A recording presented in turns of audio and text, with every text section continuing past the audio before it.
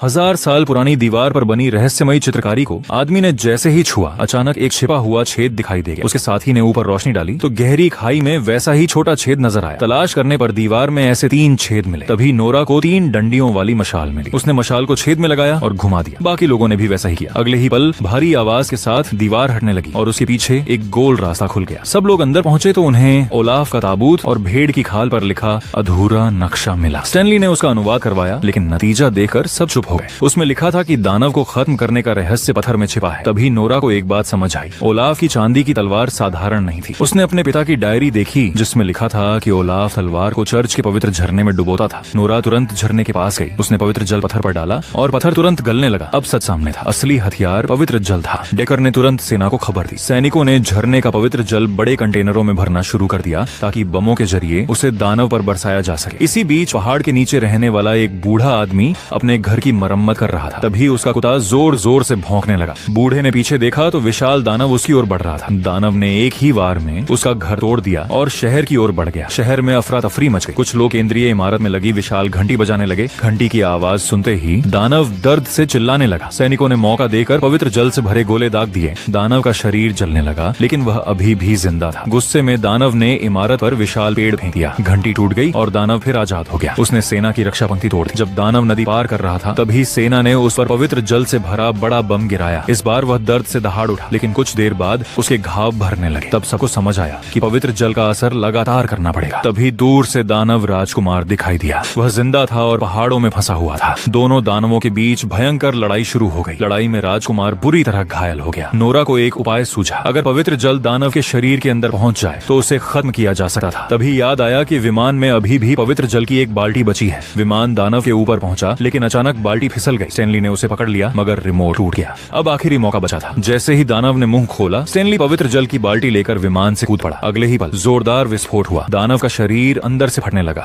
दानव राजकुमार ने मौका देकर उसका दिल चीर डाला। विशाल दानव जमीन पर गिर पड़ा और हमेशा के लिए मर गया। संकट खत्म होने के बाद नॉर्वे सरकार ने बर्फीले पहाड़ों में एक संरक्षित क्षेत्र बना दिया। नोरा और दानव राजकुमार वहीं शांति से रहने लगे। उन्होंने साबित कर दिया कि असली शांति जीत से नहीं बल्कि साथ रहने से मिलती है।